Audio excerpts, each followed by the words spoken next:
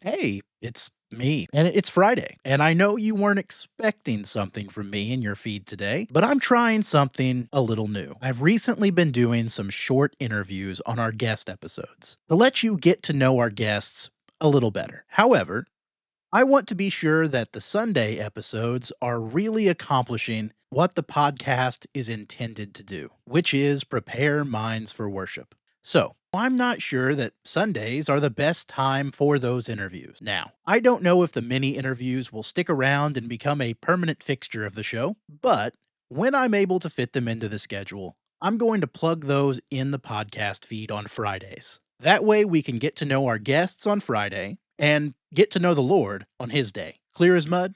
Great. I thought so. Of course, if you have any feedback, send it my way. I'd love to hear from you. Anyway, our guest on Sunday will be Leo McKinley. I first met Leo over a decade ago when I was trying out for a congregation in his area, and we've kept in touch to varying degrees ever since. And after learning a little bit more about him, I know you'll appreciate him like I do. So, without any further ado, here's my chat with brother Leo McKinley. Hey Leo, welcome to the show. I'm excited to finally get some time to talk. Why don't you tell us a little bit about yourself? Thank you for having me, by the way. I'm honored to be here as a part of your podcast. I know you've had some very impressive people here. And so I'm not sure if I quite live up to that same level of name. I went to Freed Hardeman for college down in Henderson, Tennessee. There you have to take one Bible class every semester. And so I have what amounts to close to a minor in Bible, but I never really intended to preach. I just got invited to preach one time somewhere, and it's just spawned from there that I preach just about every week, but at a different congregation. I'm not at a set congregation every week, and that's more of the space that I like because I'm a full-time math teacher at Paducah Tillman High School in Paducah, Kentucky, and I've been doing that for 18 years. So just concluded 18 years. I've been the department chair since 2018, and so that keeps me busy. But I'm grateful that I still get to scratch the itch of preaching as well. Sure. Leo, on that note, has been nominated for and the recipient of several awards for being an outstanding educator. So, Leo, my first question for you is what does it feel like to be the best teacher in the world? No, you'll have to ask somebody else that question that actually fits that title. But like it's a blessing to be able to teach. My dad passed away a year ago, and he was illiterate. And so I looked at how that brought a lot of challenges to his life. Being able to read or write really brought some challenges.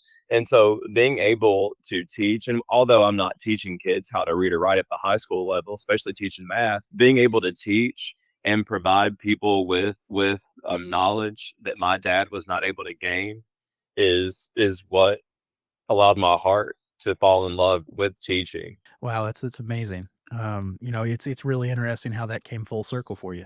Absolutely. And then on my mom's side, my mom did not go to high school as a student. She quit in 8th grade. And so it's really neat for them. They've told me this to have a son that's teaching. Well, that's excellent. Thank you so much for sharing that with us. Leo, on that same note, we see teachers around the country that seem to be exiting the profession for a variety of reasons. What keeps you going back and keeps you passionate about educating young people? It's the kids, and you're so right. There are studies out there that suggest that, most people that get out of education do so within the first 5 years that they've been in it. And so I had some struggles those first few years as well, but then as you sink your teeth into it more, you get to a point where it's economically, it's not even smart to get out of it because you don't want to start a new career at, let's say, 30 years old or something. But beyond that, being able to help students see that light bulb go off, being able to impart knowledge to kids, being able to help them achieve things that they didn't think were possible. All of that inspires me. Just being involved in the kids' lives. As a 40-year-old person that doesn't have any kids, I look at a lot of these kids as my own kids and have been fortunate to drop some of them off at college, to let some of them stay at my house whenever they didn't have another place to stay. So honestly, what keeps me in it is the kids. There are some rough days, but whenever you remember what your why is, it's easy to keep going and push through all of the frustrations that come. Yeah, and I see you being tagged on Facebook and other platforms by a lot of those former students. And what I've really found encouraging about that, the common denominator is the positive impact that you've had on them. Can you speak to that a little bit and say, I guess, what does it mean for you to have them in a long lasting way look back and see the impact you've made actively in their lives? That's a hard question for me to answer, Daniel, simply because I try not to sit back and think about it, because I don't want to get haughty or think that I'm doing more than what I actually am doing.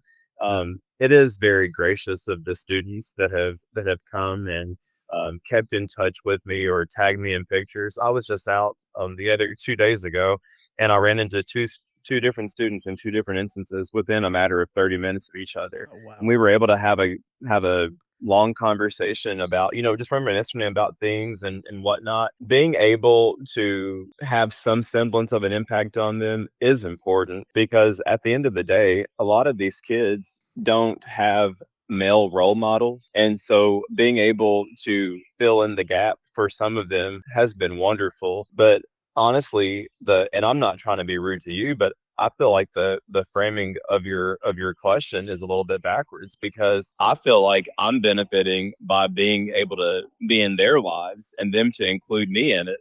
Wow. I've had I've had several students that have asked me to perform their wedding, that have kept me in touch whenever they've had kids being born, and that's all things where I feel like they're impacting my life more than I'm impacting theirs, and maybe it's a reciprocal thing there, but I'm certainly not going to try to take any credit.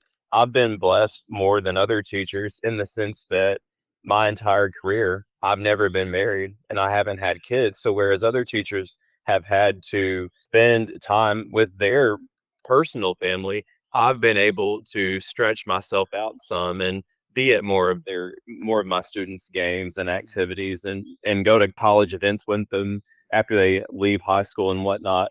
So I've been blessed. Wow, I think that's an awesome way to think of it, and I appreciate you bringing out that perspective. So often I think we as the church can be really backwards in that, and we can sometimes view, well, the ultimate fulfillment of life is marriedness and kids, and we kind of lose sight of, well, there is an impact outside of that that I can have, and it's really neat to be able to see you have that impact on those kids. Absolutely. I was just thinking the other day about that because I just turned 40 a week ago today. And I remember thinking to myself, being upset and frustrated that I don't have any kids. And then it dawned on me, I've had 2,000 kids at this point over the course of an 18-year career. Wow. And so like that's a lot of kids I've had. Yeah. That's excellent. One more question for you before I let you go today, Leo. What encouragement do you have for those former students or other believers and fellow educators? Oh goodness. I've tried to invite many of these kids to church over the years, and several have come. And that's what matters the most to me. Because at the end of the day, I tell my students this on the last day of school all the time. You're going to find somebody who's going to teach math to you better in a way that you understand better than I am, but you will not find another teacher that's going to love you to the level that I do. And I hope that that's something that sticks with these kids, the ones that I had way back in 2008 whenever I first began, and the ones that just graduated 2 weeks ago. I hope that they all understand that that love that I have for them does not dwindle over time. And as more kids come up, like sometimes it's easy to focus on the periphery of what you have here in front of you right now. Yeah. But like I want to remain a part of their life. And I want them to understand that, like if you leave this classroom and all I've taught you is math, I've failed at what I tried to accomplish because to me there's things that are more important than math, Mhm. such as their faith. Like, I want to, I wanna have that kind of lasting impact on these kids, and I know that teaching at a public school, it's hard to bring up faith, honestly, sometimes, but there are ways that you can bring it up without, directly talking about it sometimes. Yeah. For instance, whenever we start the school year, we'll play icebreaker games, those get to know you games, and I'll just, casually mention that I preach, and you will not believe how many times from that, like, little short mention that a kid, months later, years later even, will say something, reach out to me about religion. And that's what matters to me most. And Mhm. that's what I wanna leave the kids with, Yeah. is that I want you to understand math. I want us to have the best test scores possible, but at the end of the day, I want you to look at me as a Christian and someone who wants to connect with you beyond Paducah Tillman High School, but to connect with you on something that is more lasting, which is our souls and faith and a love for God. Absolutely. That's an excellent perspective. Man, thank you so much for sharing that with us. Thank you for taking some time out of your morning to talk to me today. And I so appreciate it. And love you, brother, and all the things that you're doing and the things that you're about. I count myself blessed to have met you all those years ago. I appreciate Leo taking some time to talk to us, and I can't wait to share his thoughts with you on the Lord's Day. Thanks for listening. Thanks for spending some time with me on a Friday, and I'll see you Sunday.